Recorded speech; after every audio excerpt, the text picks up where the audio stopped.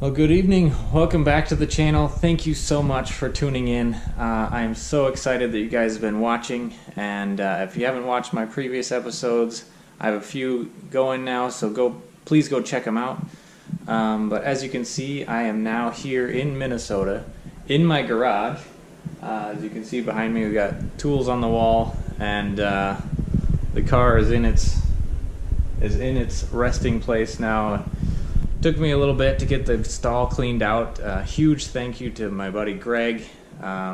If you don't follow him on Instagram at Wool and Snow. He actually opened up this stall for me by allowing me to keep my ski boat over at his place. So huge shout out to Greg. Thank you for that. But yeah, anyway, the S8 is here, and I'm very excited for tonight's video because it is the first modification for the S8.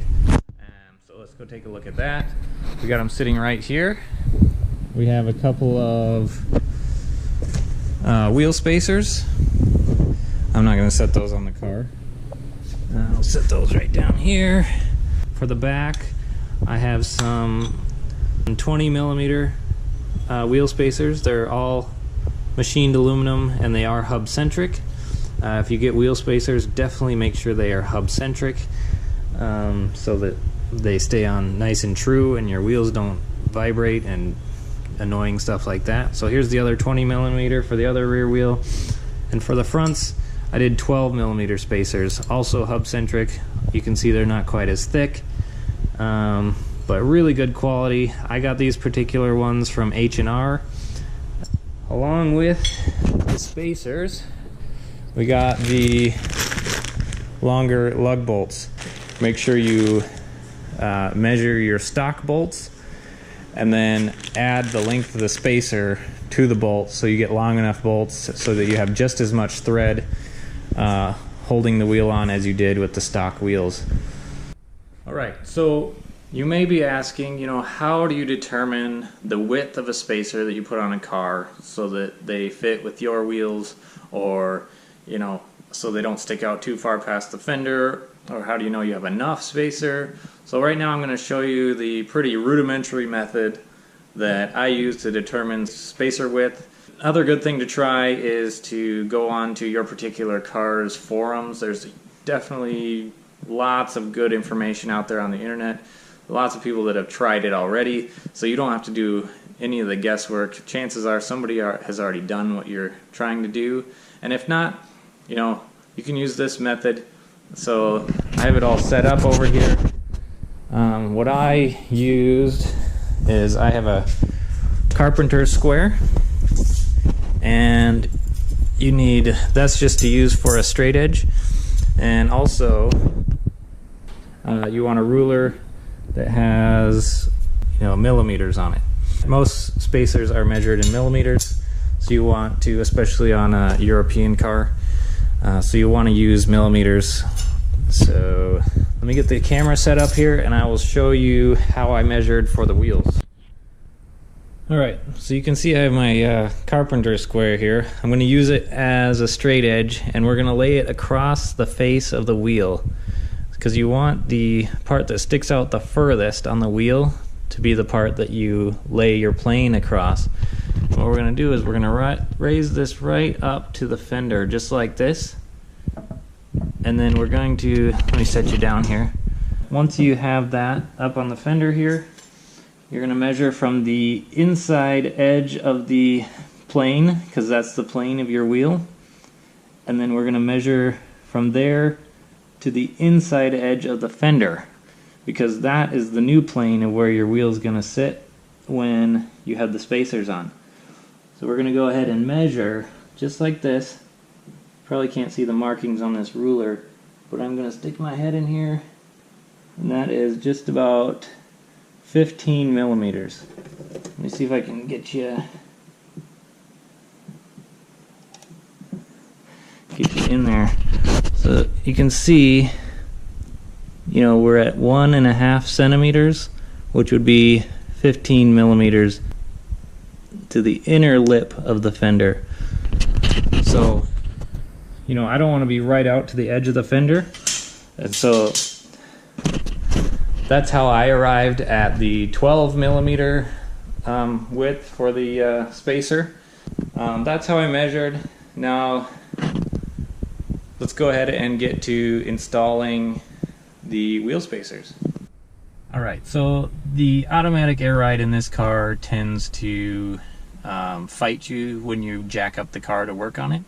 So the S8 and the A8, and I'm sure other Audis, have what's called a jacking mode. So it basically turns off the air ride so that you're not fighting against the air ride, because if you jack up the car and basically you jack it up and it thinks it's way too high, so it dumps all the air out. Then when you're done, you lower the jack down and all the air is dumped out of your suspension, and you can't get the jack back out from underneath it because it's too low, and your jack could crush something it's not supposed to, like your bumper or whatever. And so by turning on the jacking mode, we're going to disable that so that we can jack up the car and work on it. But we're going to keep our foot off the brake. We're just going to hit the start stop button, which will turn the car on. You'll see the screen pop up, and we are in the car mode right now, so you want to push car if you're not in it already, and then setup. So once this screen pops up, you'll see the option for trailer towing mode, which is silly, and we have vehicle jack mode. So you'll want to go ahead and select that, turn it on, and select. Now shut off the car again by hitting the engine stop button, and be sure to set your parking brake. There it goes.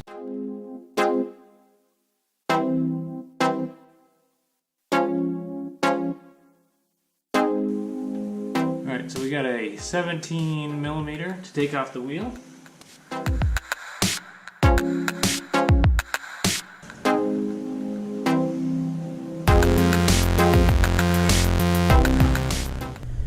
Alright, so we got the wheel off now. We got a little bit of just surface rust on there.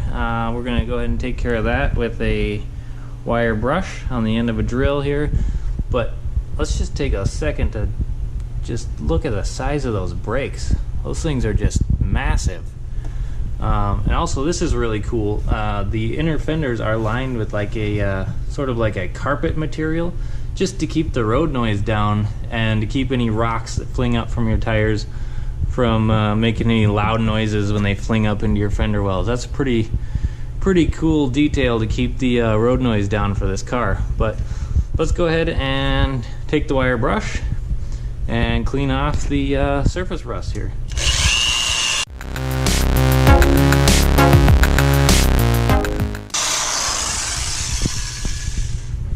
Alright, so that looks pretty good. We can take our wheel spacer here. We can just put it on here, make sure it fits just right. It's seated on all the way. So let's go ahead and we'll go grab our longer wheel studs.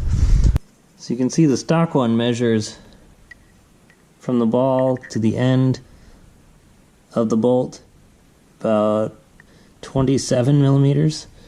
And then we'll take the new one here. We'll measure from the ball and to the end of the threads is 40 millimeters. So you can see this one is 13 millimeters longer than the stock one. And since we have a 12 millimeter spacer, that'll work out perfectly. So make sure we have the same amount of threads threaded into the wheel so we're not unsafe at all.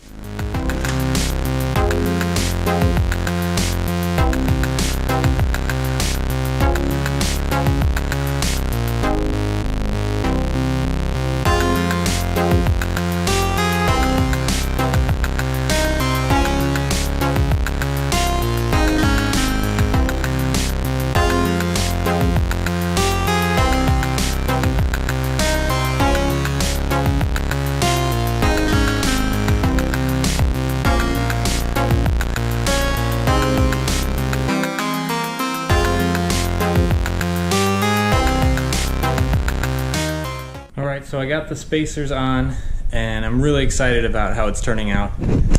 They look really great, and I just wanted to point out another reason that I chose to go with the H&R spacers. And hopefully you can see this. grab a light here. Hopefully you can see this, because if you look in there, here we go. You can see the spacer is perfectly flush with the diameter of the rotor, or the mounting spot on the rotor, and the mounting spot on the wheel. What I'm going to do now is we're gonna hop in the car.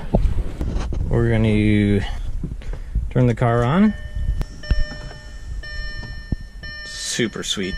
So we go into car and then setup again, and so we're going to go back to down to vehicle jack mode, turn that off, there we go, and then turn your car back off. And I'm actually going to pull the car out and back in to get the suspension to settle a little bit, because it's sitting a little high just because I jacked it up and set it straight back down.